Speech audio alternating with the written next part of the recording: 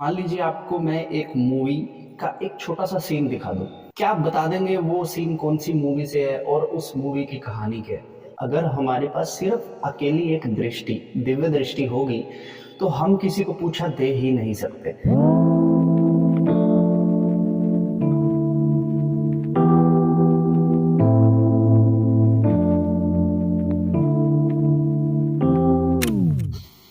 हर हर महादेव। आज का जो टॉपिक है वो थोड़ा सा अलग है। मतलब कि मान लीजिए मैंने दृष्टि के बारे में आपको बहुत कुछ बताया, लेकिन अब मैं कुछ दृष्टि के बारे में थोड़ी सी और क्लियरेंस आपको देता हूँ। ठीक है। सबसे पहली बात कि मान लीजिए आपको मैं एक मूवी का एक छोटा सा सीन दिखा दूँ। ठीक है। क्या आप बता देंगे वो सीन कौन सी मूवी से है और उस मूवी की कहानी क्या है? कौन हीरो है, कौन विलन है, किसने किसको मारा? नहीं बता पाएंगे। इसी तरीके से अगर हमारे पास सिर्फ अकेली एक दृष्टि, दिव्य दृष्टि होगी, तो हम किसी को पूछा दे ही नहीं सकते, क्योंकि हमें पता ही नहीं लगेगा। सपोज कीजिए कि मैंने किसी को देखा, अब उसके पीछे जब मैं देख रहा हूँ तो मुझे कुछ प्रेत दिखाई दे रहे हैं, ऑरा दिखाई दे रहा है उस व्यक्ति का, उसके साथ जो भी मतलब उस समय पे हाजिर हुआ है वो मुझे दिखाई दे रहा है। लेकिन उनको देख के मैं प्रिडिक्शन क्या करूँगा कि भाई तुझे तो मैं इतना ज़रूर बोल दूँगा, भाई मुझे तेरे पीछे प्रेत दिख रहे हैं, 2 प्रेत खड़े हैं, उससे ज़्यादा क्या? ठीक है? तो कहने का मेरा मतलब है कि दृष्टि अकेली कभी भी आपका काम नहीं कर सकती, जब तक कि आपके अंदर मन में भावों से आपको सामने वाले की बात पता ना लग जाए। समझ रहे हो मेरी बात? दृष्टि अकेली क्यों काम नहीं कर सकती? क्योंकि सिर्फ एक बार देख लेने से आपको सामने वाले की कहानी समझ में नहीं आएगी। कोई भी साधक, कोई भी भक्त जब पूछा करने के लिए किसी भी व्यक्ति को देखता है बेसिकली, तो उसे ये नहीं दिखता कि उसकी कहानी क्या हुई है, उसने क्या उल्टा सीधा किया, उसे ये सब नहीं दिखता। ये उसे भाव से ही पता लगेगा। वो सिर्फ ये देखेगा कि अभी हाल फिलहाल में इस व्यक्ति की जो एनर्जी है, ये थोड़ी सी ब्लैक एनर्जी है। दैट मीन्स के इसके आसपास का माहौल अच्छा नहीं है। उस एनर्जी की वजह से इसको सर में भारीपन रहता होगा, जब ये पूजा करता होगा तो शरीर भारी होता होगा, कमर टूटती होगी, पिंडलियां दुखती होंगी, आंखों में हमेशा चुभन सी रहती हो। तो ये सब वो कैसे प्रिडिक्ट कर रहा है? क्योंकि उसको वो सामने दिख रहा है।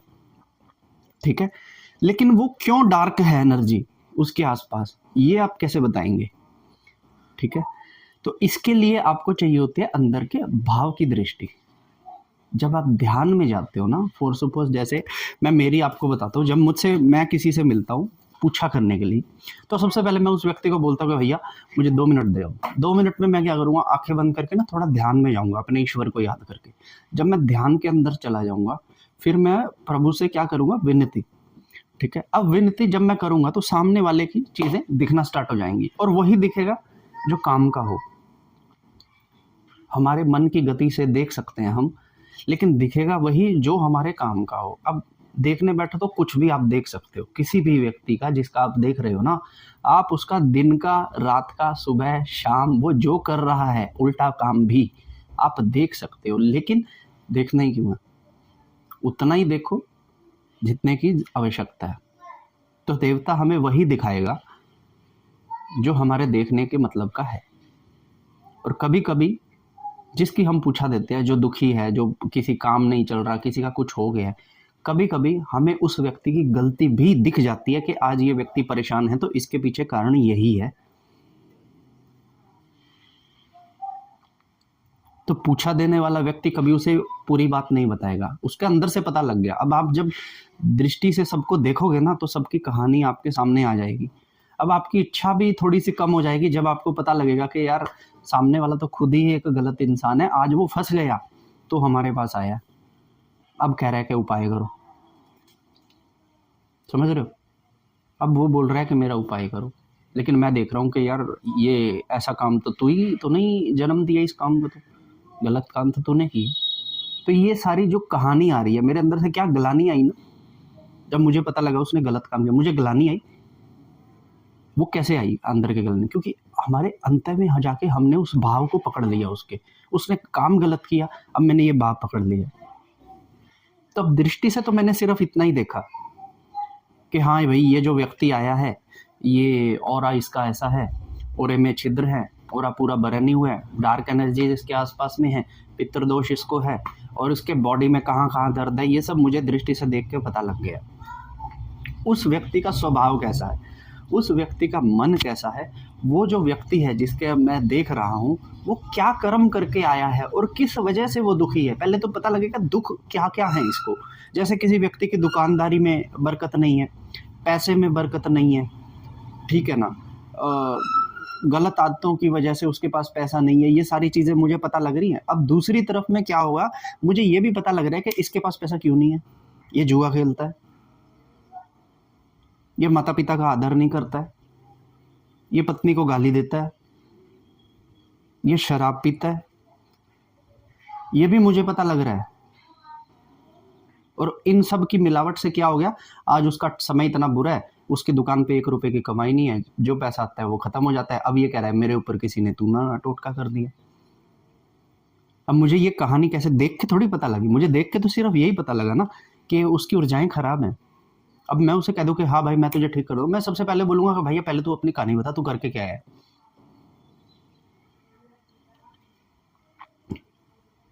समझ रहे हो, अकेली दृष्टि अगर मैं रखूं और किसी व्यक्ति को अगर मैं देखने की कोशिश करूं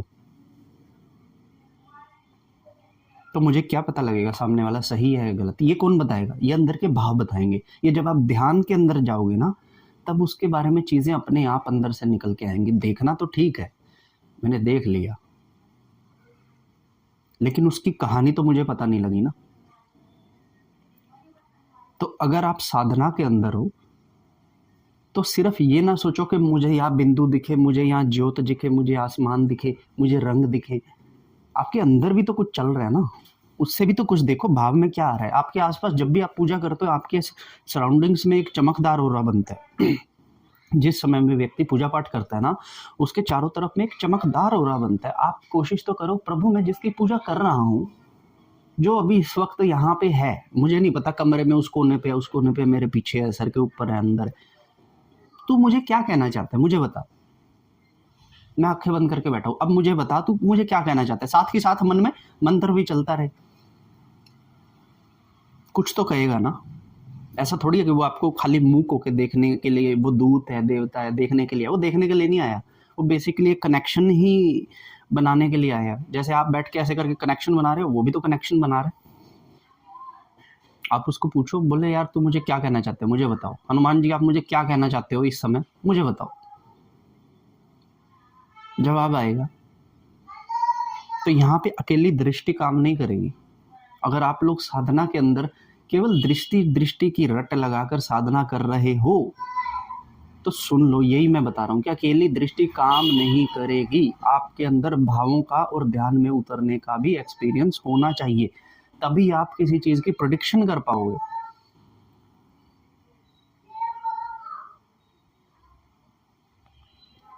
किसी को पितृदोष है, आपको पता लगेगा क्यों है उसको पितृदोष।